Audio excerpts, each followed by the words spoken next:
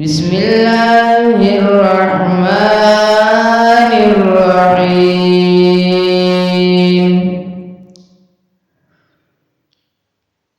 لقد جاءکم رسول من انفسکم عزیز علیہ ما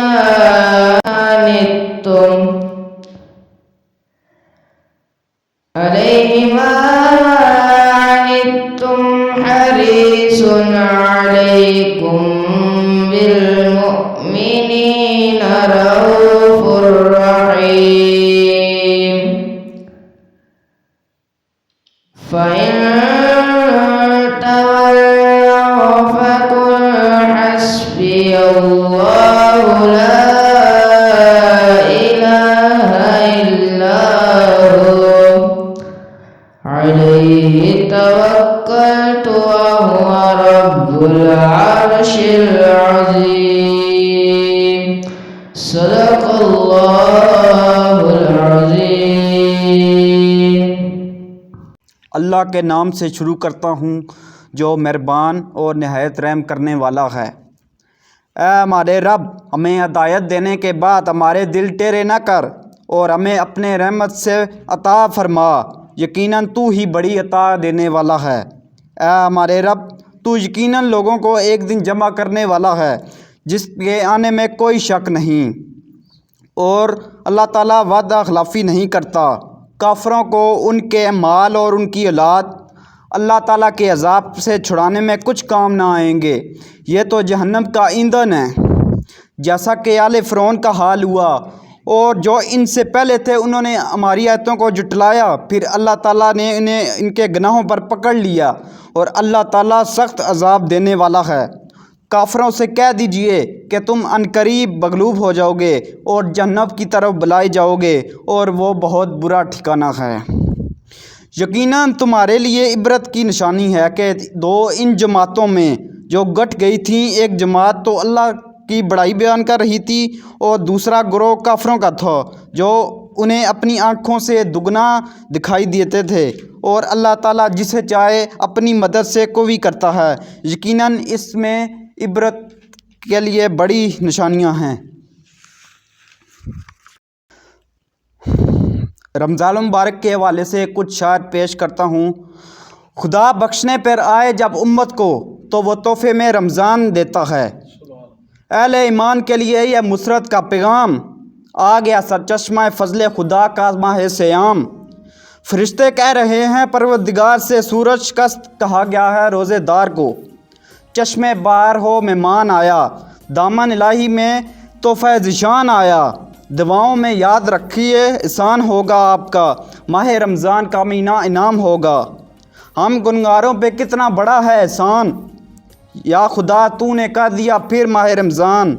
خدا بخشنے پر جب آئے امت کو پھر وہ تحفے میں رمضان دیتا ہے۔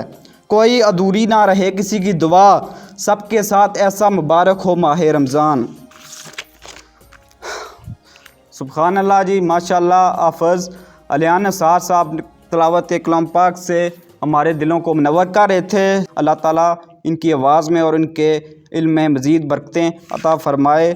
اللہ تعالیٰ قرآن میں فرماتا ہے، رمضان کا وہ مہینہ جس میں قرآن اتارا گیا، جو لوگوں کے لیے ہدایت ہے، جس میں حق والوں کے لیے رہنمائی اور باطل میں امتیاز کرنے والی واضح نشانیاں ہیں۔ بس تم میں سے جو کوئی اس مہینے کو پا لے تو اس کے روزے ضرور رکھے، اور جو کوئی بیمار ہو یا سفر میں ہو تو وہ دوسرے دنوں میں گنتی پوری کرے، اس لیے کہ ہم نے تمہیں جو ہدایت فرمائی اس کے لیے بڑائی بیان کرو، اور اس کے لیے کہ تم شکر ادا کرو۔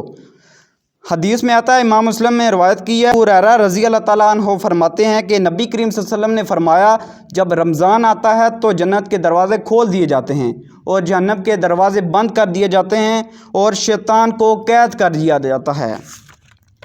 ناظرین گرامی، آج ماہ رمضان المبارک کا دوسرا روزہ ہے۔ اللہ تعالیٰ سے دعا ہے کہ اللہ تعالیٰ اس ماہ ببرکت مہینے میں ہمیں عبادت کرنے کی توفیق عطا فرمائے۔ ناظرین گرامی، آج ہمارے ساتھ علماء کرام موجود ہیں۔ سب سے پہلے ممتاز عالم دین علامہ ہارون مدنی کیانی صاحب موجود ہیں۔ علامہ صاحب بہت شکریہ آپ کا، آپ نے ہمیں وقت دیا۔ علامہ صاحب آج سے آپ سے کچھ سوال ہوں گے رمضان مبارک کے حوالے سے۔ جیسا کہ رمضان شروع ہے تو سب سے پہلے تو روزے کے حوالے سے عوام کو آپ بتائیں کہ روزہ کیوں فرض کیا گیا؟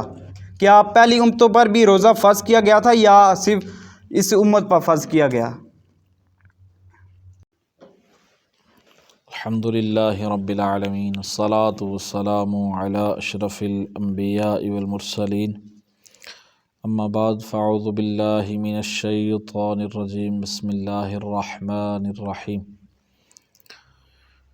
نبی کریم صلی اللہ علیہ وآلہ وسلم کی بارگاہ میں درود پاک کا نذرانہ، الصلاة والسلام علیک یا سیدی یا رسول اللہ وعلی آلک و اصحابک یا سیدی یا حبیب اللہ۔ اللہ تعالیٰ کی حمد و ثنا نبی کریم صلی اللہ علیہ وآلہ وسلم کی بارگاہ میں درود و سلام کا نذرانہ پیش کرنے کے بعد سب سے پہلے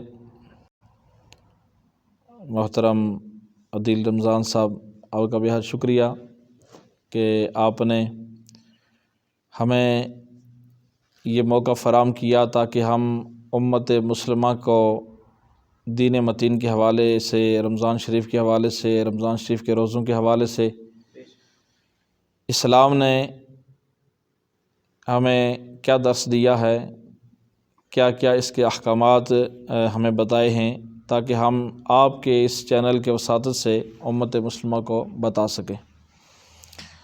رمضان شریف کی آمد ہے، اللہ پاک اس رمضان المبارک کو ہم سب کے لیے بخشش کا ذریعہ بنائے۔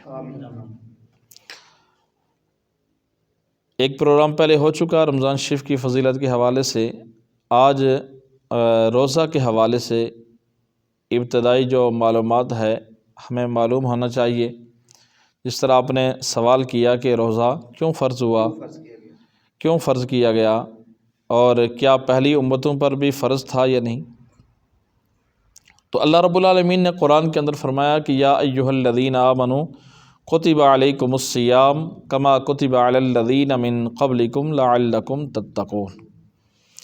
اس آیت مقدسہ کے اندر دونوں آپ کے سوال موجود ہیں کہ فرمایا کہ اے ایمان والو، کما یا ایھا الذین آمنوا کتب علیکم الصیام، تم پر روزے فرض کیے گئے، کما کتب علی الذین من قبلکم، جیسا کہ تم سے پہلے لوگوں پر فرض کیے گئے تھے۔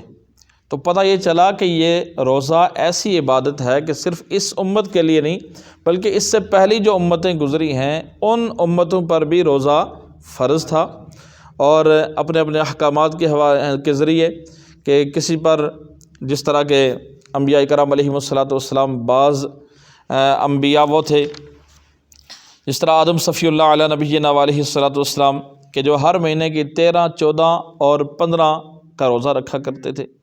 اسی طرح حضرت نوح علیہ نبینا علیہ والسلام ہمیشہ روزہ دار رہے آپ، اور اسی طرح حضرت داؤد علیہ نبینا علیہ والسلام آپ ایک دن روزہ رکھتے، ایک دن چھوڑ دیتے، اس طرح ترتیب تھی۔ حضرت سیدنا سلیمان علیہ نبینا علیہ والسلام آپ کا یہ انداز تھا کہ 3 دن مہینے کے شروع میں روزہ رکھتے، 3 دن درمیان میں رکھتے اور 3 دن آخر میں رکھتے۔ تو پہلی امتوں پر بھی روزہ فرض تھا، اور یہ ایسی عبادت ہے کہ جو صرف اس امت کے لیے خاص نہیں بلکہ پہلی امتوں کے اندر بھی مشروع تھی۔ دوسری بات کہ آپ نے فرمایا کہ بھئی روزہ کیوں فرض کیا گیا، اسی آیت کا آخری حصہ اس کے اندر اس کا جواب موجود ہے۔ فرمایا لعلکم تتقون، تم پر روزے اس لیے فرض کیے گئے تاکہ تم متقی بن جاؤ، پرہیزگار بن جاؤ، ٹھیک ہے، نیک بن جاؤ اور تقوی اختیار کرو۔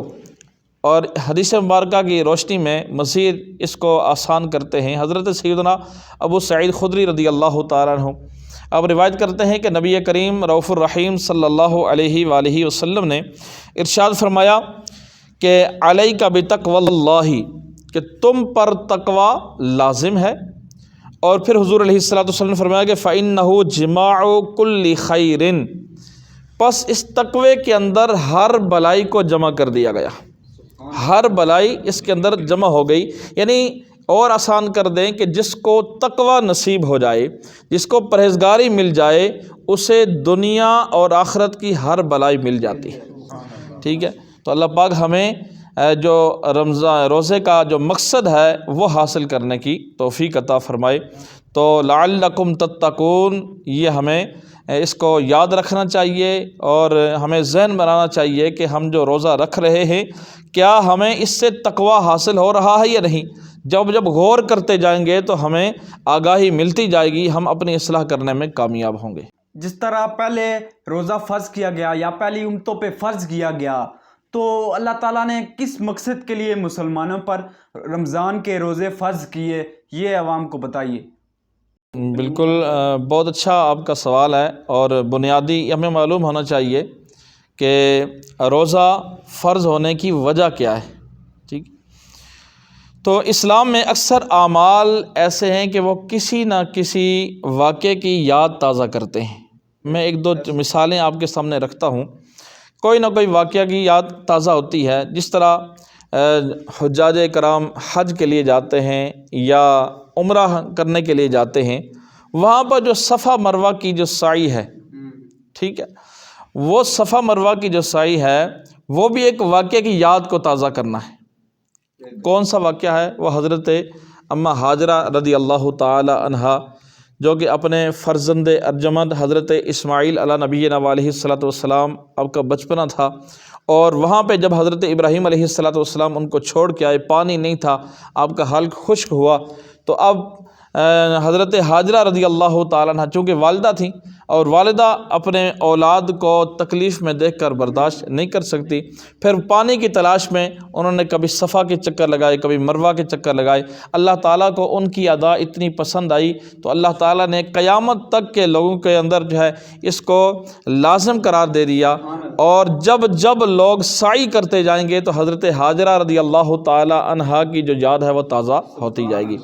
اسی طرح نبی کریم صلی اللہ علیہ وآلہ وسلم غار حرا میں آپ تشریف لے جاتے، اور وہاں پر کئی دن آپ عبادت الہی کے اندر مصروف رہتے، کھانے پینے سے گریز کرتے، نہ کھانا کھاتے اور نہ ہی پانی پیتے، اور کئی دن جو ہے اسی طرح گزر جاتے۔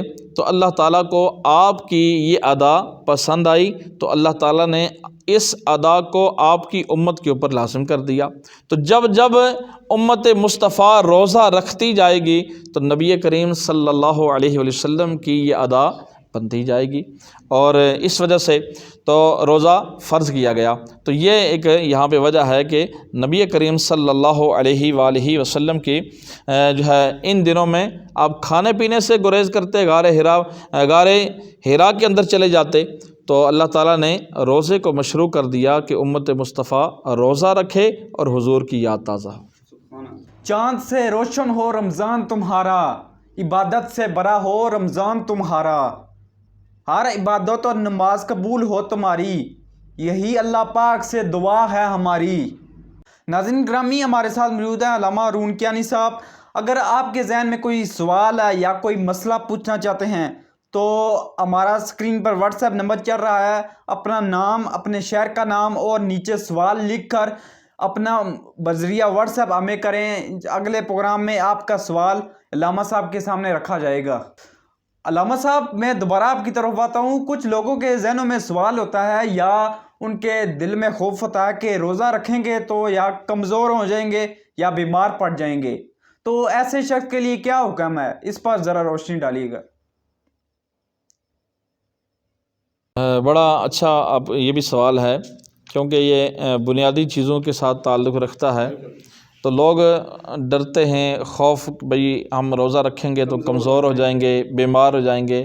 حالانکہ اس خوف اور اس ڈر کو ذہن سے نکالنا چاہیے، اس لیے کہ نبی کریم صلی اللہ علیہ وآلہ وسلم کا فرمان موجود ہے۔ میرے اور آپ کے کریم آقا صلی اللہ علیہ وسلم نے فرمایا، صوموا تصحوا، روزہ رکھو صحت یاب ہو جاؤ گے۔ ٹھیک ہے، روزہ رکھو صحت یاب ہو جاؤ گے۔ تو جب نبی کریم صلی اللہ علیہ وسلم نے فرما دیا، ٹھیک ہے، 1400 سال پہلے حضور علیہ الصلوۃ والسلام نے یہ فرما دیا کہ روزہ رکھو صحت یاب ہو جاؤ گے۔ اگرچہ آج سائنس اس پر ریسرچ کر رہی ہے اور ڈاکٹر جو ہے ریسرچ کر رہے ہیں اور ان کو آج پتہ چل رہا ہے کہ بھئی روزے کے اندر اتنے فوائد ہیں، لیکن ہمیں سائنس پر نہیں بلکہ نبی کریم صلی اللہ علیہ وسلم کے فرمان پر یقین ہونا چاہیے، ٹھیک ہے۔ اس پر بہت ساری باتیں ہیں اور بہت سارے غیر مسلم جو ڈاکٹرز ہیں انہوں نے بھی اس کے اوپر ریسرچ کی۔ معدے کی جو ہے پرابلم جس کو ہو، معدے کی تکلیف ہو، وہ روزہ رکھے، وہ صحت پالے گا۔ میں اس کو تفصیل میں نہیں، کیونکہ وقت تھوڑا ہے، اس کو تفصیل سے بیان نہیں جاتا۔ پھر اسی طرح جو ڈپریشن کے مریض ہیں، نفسیاتی مریض ہیں، ان کے لیے بھی، جو بلڈ پریشر کے مریض ہیں ان کے لیے بھی یہ بڑا زبردست عمل ہے کہ وہ روزہ رکھیں تو وہ صحت ملے گی ان کو۔ اور غیر جو مسلم ہیں انہوں نے اس پر ثواب کی نیت سے نہیں بلکہ انہوں نے ریسرچ کی کہ بھئی یہ واقعی اس سے بیماریاں ٹھیک ہوتی ہیں نہیں، تو وہ ٹھیک ہوئے۔ لیکن اللہ نے تو ہمیں یہ عبادت کے طور پہ دے دی ہے، ٹھیک ہے۔ تو ہم اگر اللہ کی عبادت سمجھ کے اس کو بجا لائیں گے، اس کے حقوق کو ادا کریں گے، لوازمات کو ادا کریں گے، تو اللہ ہمیں صحت بھی عطا فرمائے گا، ہمارے گناہوں کے لیے کفارہ بھی بن جائے گا۔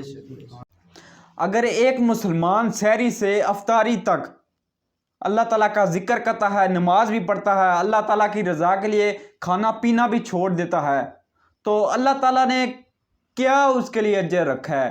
تو ہمارے ناظرین کو بتائیے کیا اس کے لیے روزے کا کتنا اجر ہے اور کیا اجر ہے؟ روزہ جو ہے نا، روزہ یہ رمضان شریف کا ہو یا کوئی بھی ہو، ٹھیک ہے، مطلقاً یہاں پہ رمضان کی تخصیص نہیں ہے، مطلقاً حضور علیہ الصلوۃ والسلام کی حدیث پاک ہے، حضرت سیدنا ابو ہریرہ رضی اللہ تعالیٰ عنہ اس حدیث کے راوی ہیں کہ نبی کریم صلی اللہ علیہ وآلہ وسلم نے فرمایا کہ آدمی کے ہر نیک کام کا بدلہ 10 سے 700 گنا تک ہے، یعنی 10% سے لے کر 700 گنا تک اس کے نیک کام کا بدلہ ہے۔ لیکن اللہ رب العالمین نے فرمایا کہ الا الصوم فانہ لی وانا اجزی بہ، سوائے روزے کے کہ روزہ میرے لیے ہے اور اس کی جزا میں خود دوں گا، ٹھیک ہے، روزہ میرے لیے ہے اور اس کی جزا میں خود دوں گا۔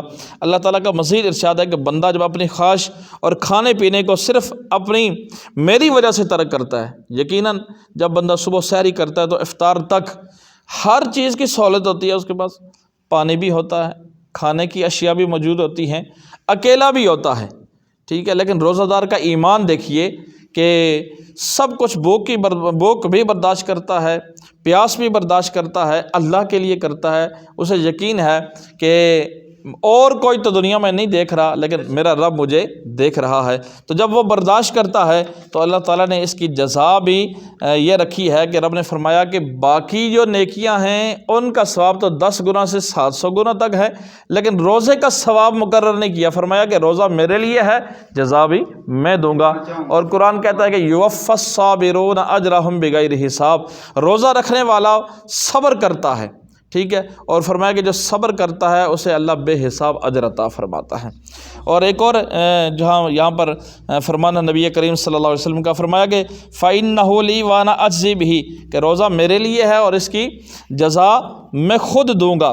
اور حدیث قدسی کے اس ارشاد کو بعض محدثین اکرام نے یوں پڑھا ہے کہ وَأَنَا أُجْزَى بِهِ، وَأَنَا أُجْزَى بِهِ، اور اس کا یہ مطلب ہے کہ روزہ میرے لیے ہے اور اس کی جزا میں خود ہوں، ٹھیک ہے، اس کی جزا میں خود ہوں۔ تو اس لیے روزہ رکھنے والا بڑا سعادت مند ہے، خوش قسمت ہے کہ جو روزہ رکھتا ہے اور اسے روزہ اللہ تعالیٰ نصیب فرماتا ہے، تو یہ بڑا سعادت مندی کی بات ہے۔ رمضان شریف کا روزہ تو ویسے بھی جو ہے اس کو بغیر شرعی عذر کے، بغیر کسی وجہ کے نہیں توڑنا چاہیے، اور ویسے بھی رمضان شریف کے علاوہ بھی جو روزہ رکھتا ہے اس کی بھی بڑی فضیلتیں ہیں، نفلی روزے کی بڑی فضیلتیں ہیں۔ ماشاءاللہ رمضان کا بابرکت مہینہ ہمارے درمیان آ چکا ہے، دعا ہے کہ اللہ تعالیٰ ہم سب کو عبادت کرنے کی اور اپنے گناہوں پر معافی مانگنے کی توفیق عطا فرمائے، آمین۔ آج کا ہمارا موضوع روزے کے حوالے سے ہے۔ تو علامہ صاحب، اگر کوئی شخص جان بوجھ کر روزہ نہیں رکھتا، اس کے پاس ہر قسم کی سہولت موجود ہے، سحری افطاری، لیکن جان بوجھ کر روزہ نہیں رکھتا، تو اس کے لیے کیا حکم ہے؟ قرآن کیا کہتا ہے اس بارے میں؟ کہ حضور علیہ الصلوۃ والسلام نے فرمایا کہ جو رمضان کے ایک دن کا روزہ رکھتا ہے اس کو اللہ رب العالمین کتنا اجر عطا فرماتا ہے۔ حضرت سیدنا سلمہ بن قیصر رضی اللہ تعالیٰ عنہ سے مروی ہے کہ رسول اللہ صلی اللہ علیہ وآلہ وسلم نے ارشاد فرمایا کہ جس نے ایک دن کا روزہ رکھا، ایک دن کا روزہ اللہ تعالیٰ کی رضا کے لیے رکھا، اللہ تعالیٰ اسے جہنم سے اتنا دور کر دے گا جتنا ایک کوہ بچپن سے لے کے اڑنا شروع کرے یہاں تک کہ بوڑھا ہو کے مر جائے۔ بچپن سے اڑنا شروع کرے یہاں تک کہ بوڑھا ہو کے مر جائے۔ اب کوے کی عمر کتنی ہوتی ہے؟ غنیت الطالبین کے اندر ہے کہ کوے کی عمر 500 سال ہے، 500 سال اس کی عمر ہے۔ تو دیکھیے کہ 500 سال وہ اڑتا رہے، کتنا فاصلہ طے کرے گا۔ تو جو ایک روزہ رکھے گا اللہ اسے جہنم سے اتنا دور کر دے گا۔ تو جو 30 روزے رکھے، اللہ کی شان، جو 30 روزے رکھے۔ اب دیکھیں کہ جو بندہ بغیر کسی شرعی مجبوری کے، بغیر رخصت کے، بغیر شرعی عذر کے اگر روزہ توڑ دیتا ہے تو نبی کریم صلی اللہ علیہ وآلہ وسلم نے فرمایا اگر اس ایک روزے کی قضا سارا زمانہ روزہ رکھتا رہے کہ اس ایک کی قضا اس کا ثواب جو رمضان کا روزہ ہے وہ ثواب نہیں پا سکتا۔ تو کتنا نقصان ہے کہ زمانہ بھر بندہ روزہ رکھتا رہے تو اس روزے کی جو ہے وہ قضا نہیں بن سکتا، زمانے بھر کے روزے، تو کتنا نقصان ہے۔ اس لیے ہمیں چاہیے کہ یہ جو رمضان کے ایام ہیں، تھوڑی بہت بیماری پریشانی اس سے روزہ نہیں چھوڑنا چاہیے۔ سر درد ہو گیا، ہلکا بخار ہو گیا، اس سے روزہ نہیں چھوڑنا چاہیے، بلکہ روزہ رکھیں اور اس نیت سے رکھیں کہ میرے آقا نے فرمایا کہ روزہ رکھو صحت ملے گی، تو انشاءاللہ روزے کی برکت سے اللہ صحت عطا فرمائے گا۔ روزہ کیا ہے؟ کیا روزے کی تعریف کیا ہے؟ کیا کھانا پینا چھوڑ دینا ہی روزہ ہے؟ اس حوالے سے ہمارے ناظرین کو اور ہمارے دلوں کو منور کیجیے۔ اچھا، اس میں یہ ہے کہ بالکل روزہ ہے کیا؟ سب سے پہلے روزے کی تعریف یہ ہے کہ صبح صادق سے لے کر، صبح صادق سے مراد جب روزہ سحری کا وقت ختم ہو جاتا ہے، ٹھیک ہے، صبح صادق سے لے کر غروب آفتاب تک اللہ کی رضا کی نیت سے کھانے پینے اور جمع سے رکنے کا نام روزہ ہے، ٹھیک ہے، یہ ایک تعریف ہے۔ اور پھر یہاں پر اس کی تفصیل کہ بھئی صرف یہی روزہ ہے، بندہ کھانا پینے سے رکا رہے باقی ہر کام کرے، نہیں، بلکہ اس کی تفصیل ہے کہ صرف کھانے پینے سے رکنے کا نام روزہ نہیں ہے، بلکہ انسان کے جتنے اعضاء ہیں سب کا روزہ ہے، ٹھیک ہے، آنکھ کا بھی روزہ، زبان کا بھی روزہ، ہاتھوں کا بھی روزہ، پاؤں کا بھی روزہ، یعنی کہ یہ جتنے اعضاء ہیں، المختصر یہ ہے کہ یہ روزے کی حالت میں ہو بندہ تو یہ تمام اعضاء وہ کام نہ کریں کہ جس سے روکا گیا ہے، ٹھیک ہے، بلکہ وہ کام کریں کہ جس کا حکم دیا گیا ہے، ٹھیک ہے۔ آنکھ غیر شرعی چیزوں کو نہ دیکھے، غیر محرم کو نہ دیکھے، اور ایسی جو ہے وہ فلمیں ڈرامے نہ دیکھیں، اور زبان سے گالی گلوچ نہ کرے بندہ، ٹھیک ہے، غیبت نہ کرے، جھوٹ نہ بولے، ہاتھ اٹھیں تو کسی غیر شرعی کام کی طرف نہ اٹھیں، گناہ کی طرف نہ اٹھیں، اور پاؤں کہیں چل کر جو ہے وہ گناہ کرنے کے لیے نہ جائیں، بلکہ چل کر جو ہے اللہ کے گھر میں آئیں، مسجد میں آئیں۔ تو جب سارے اعضاء کا بندہ روزہ رکھے گا پھر اس کو روزے کی جو روحانیت ہے وہ نصیب ہوگی، اور پھر جو روزے کا جو مقصد ہے لعلکم تتقون، بات پھر وہیں آتی ہے، تو کہ اس کو جو تقوی وہ تبھی نصیب ہوگا کہ جب انسان اپنے سارے اعضاء کا روزہ رکھے گا۔ علامہ صاحب، اگر کوئی شخص روزہ رکھ کر بھی اگر وہ جھوٹ بولتا ہے، برے کاموں سے نہیں بچتا، روزہ بھی رکھتا ہے اس کا، لیکن کیا شرعی طور پہ اس کا روزہ ہو جائے گا؟ یعنی کہنے کا مطلب ہے کہ اس کو پورا ثواب ملے گا یا نہیں ملے گا؟ اس حوالے سے ہمارے ناظرین کو بتائیے گا، ملے گا یا اس کا؟ حضور علیہ الصلوۃ والسلام نے فرمایا کہ جو روزے کے باوجود گناہوں سے نہیں بچتا ہے، وہ مثلا کھانا پینا اس نے بند کیا ہوا ہے، چھوڑا ہوا ہے، لیکن گناہوں سے نہیں بچتا، فرمایا کہ اللہ کو اس کے بھوکا پیاسا رہنے کی کوئی حاجت نہیں ہے۔ تو اس لیے ہمیں چاہیے کہ ہم جب روزہ رکھیں تو پھر ہم سارے اعضاء کا روزہ ہو، اور روزے کی حالت میں روزہ خود بذات خود ایک عبادت ہے، اور بلکہ کہا گیا کہ روزہ اللہ کو اس کے بھوکا پیاسا رہنے کی کوئی حاجت نہیں ہے۔ تو اس لیے ہمیں چاہیے کہ ہم جب روزہ رکھیں تو پھر ہم سارے اعضاء کا روزہ ہو، اور روزے کی حالت میں روزہ خود بذات خود ایک عبادت ہے، اور بلکہ کہا گیا کہ روزہ عبادت کا دروازہ ہے، اور روزہ ایسی چیز ہے کہ یا تو بندے کو پتہ ہوتا ہے یا بندے کے رب کو پتہ ہوتا ہے کہ اس کا روزہ ہے یا نہیں۔ تو ایسی عبادت ہے، تو اس عبادت کو جتنا اچھا کر کے ہم جو ہے بجا لائیں گے تو انشاءاللہ اس کی برکات دنیا اور آخرت میں نصیب ہوں گی۔ ناظرین گرامی، ہمارے ساتھ موجود ہیں علامہ ہارون مدنی صاحب۔ بہت شکریہ علامہ ہارون مدنی صاحب، اللہ تعالیٰ آپ کے علم میں مزید برکتیں اور طاقتیں عطا فرمائے۔ ناظرین گرامی، پروگرام کا ایک وقت اختتام کی طرف ہوا جاتا ہے۔ اللہ تعالیٰ سے دعا ہے جو بھی ہم نے سنا، آپ نے سنا، اسے عمل کرنے کی توفیق عطا فرمائے، اور اس ببرکت مہینے میں ہمیں عبادات کرنے کی اور اللہ تعالیٰ کے روح سجدہ ہو کر اپنے گناہوں کی معافی مانگنے کی توفیق عطا فرمائے۔ آخر میں حافظ علیان نثار نے ایک خوبصورت کلام کے کچھ چند اشعار پیش کریں گے، یہ سن کر جائیے گا۔ پھر ملیں گے ایک نئے پروگرام کے ساتھ، دیکھتے رہیے لبیک یا رمضان۔ اللہ حافظ۔